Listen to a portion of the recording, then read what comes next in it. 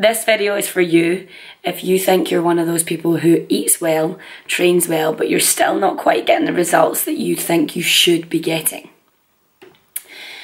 In this video, I'm going to talk about that situation in that you are sure you are eating as best you can, you are training 3, 4, maybe 5 times a week, pulling out all the stops, and you're not quite seeing the results that you want to see or you expect you should be seeing. Generally 9 times out of 10, this is people are wanting to change their body shape and that they want to appear leaner or lose more body fat. Sometimes it can be to build muscle, but that's a completely other topic and we're not going to go into that in this one. This is for you if you are struggling to maybe change your body shape or to lose body fat and you feel like you right now are eating well and training well. Things you need to consider if you are that person. First up, eating well. What does that mean? Have you ever tracked your food for full 7 days? So it's really simple to do. You can download an app called MyFitnessPal. All you literally have to do is every time you eat something, input it into the app, the exact quantity and portion size. Now, starting out, this can be a little bit difficult because you then have to scan foods and you have to look through loads of different recipes to see what exactly is in stuff. But in the grand scheme of thing, if your goal is really to make a change to your body fat or body composition, you need to know the exact amount of food you're eating. Off the back of this, every bit of cake you grab a bite of, every couple of crisps you take here and there, every teaspoon of salt, every teaspoon of butter, every additional sauce, all these little things add up. And you would be surprised as to how many of them you, especially if you have young children, are just grabbing and, oh, I just had this off their plate and I had this off their plate and then I had my dinner. So you might be eating well, but you're probably maybe grabbing loads of snacks or adding lots of additional foods that are actually knocking up that calorie intake and making your daily calories a lot higher than what you may perceive them to be.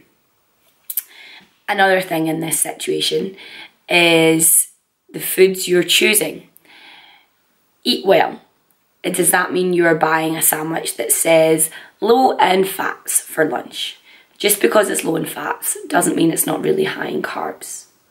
If you buy bread, it's better for you because it's high in protein. Have you actually looked to see what other things are in that bread? Or the one that I noticed lately was a bread that is low in carb, but the protein and the fats in that bread made it the same calories as a normal slice of bread. So you need to look at the foods you're buying in particular and be aware of the calories within those foods. At the end of the day, it's a weekly or a daily calorie allowance that you need to work with in order to achieve body composition change or fat loss. Next up, you're training well. What does that mean? You're training well 3, 4, 5 times a week. Are you right now attending 5 cardio classes a week?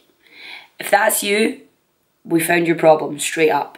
You need to be adding in some resistance training. Resistance training is when combined with a good intake of protein is what develops that lean muscle and that good strong muscle effect that, you know, I see I've got going on when I do this. Yeah, that comes from heavy lifting or light lifting with high repetitions, providing I keep the right muscles under tension and a good amount of protein in my diet. There's no way around that. That takes time to lose body fat. You need to be having some resistance training so that you can start to shape the muscles and get that lean look effect, as well as a good amount of protein from the eat well foods that you are choosing to eat. If you are doing some resistance training, chances are you maybe need to mix up your program. You've maybe been stuck on that program now for a long time. And if you're going into the gym and doing the same thing all the time, muscle memory gets used to it. And unless you're increasing the reps, increasing the sets, increasing the weight, you're not doing something we call progressive overload and you're just going to plateau. It's as simple as that. You need to be mixing things up to keep things moving in the right direction. Other things to consider if you think you're eating well and training well. Do you drink a lot of alcohol at the weekend? Maybe that's not something you thought impacted you much. Alcohol does have quite a big impact, and we can go into that in a whole other vlog another time, to do with the additional things that you add in at the weekend that you might not realise just how many calories are in and how much impact they're having on your body. Something else that can be impacting your fat loss is lack of sleep or a high amount of stress. If you're not letting your hormones and insulin levels reset during the night, you start to see the negative effects of this, and those negative effects generally sometimes mean, for women in particular, that you might stay a little bit heavier because your body's maybe holding on to water, or your hormone levels haven't reset. There's a whole heap of science behind this, and lots of different theories around why this happens, again, which we will go into in another vlog.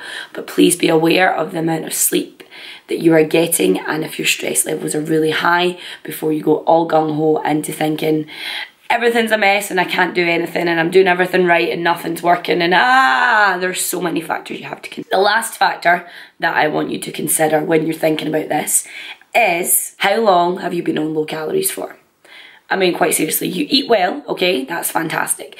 Are you one of those people though that eats well by eating 1200 calories a day, every day? You've never ate above that apart from maybe Christmas or New Year or birthdays, and you are in a very strict routine with work and with life where your food is actually pretty low all the time. If that's the case, you're maybe holding because your body's in a, I'm not going to call it a famine, but your body's really low in such a low calorie deficit that you're holding on to everything. It's almost in survival mode, so you won't be losing any body fat because you've been there for such a long period of time. Now, yeah, this can be true. Obviously, a calorie deficit is a calorie deficit, but sometimes your metabolic rate slows down so much that your body just gets used to living on those lower calories, and it just stays exactly there, and it won't make any more change because it's kind of in a maintenance phase now. You've taught it to survive on those calories, so you need to put it into shock and you need to mix it up. My advice on that one is to go back up the weight before you even dare coming back down, because if you're already eating bare minimum and your body's in survival mode and you're not getting results, you gotta speak to someone about that nutrition. You gotta get those calories in, you gotta build things up, and you gotta make a change, because that ain't good being in, yeah, we're calling it survival mode. That ain't good being in survival mode all the time. You really need to start to build, go back into a calorie surplus, or even build up to a calorie maintenance, and then you can start to come back down.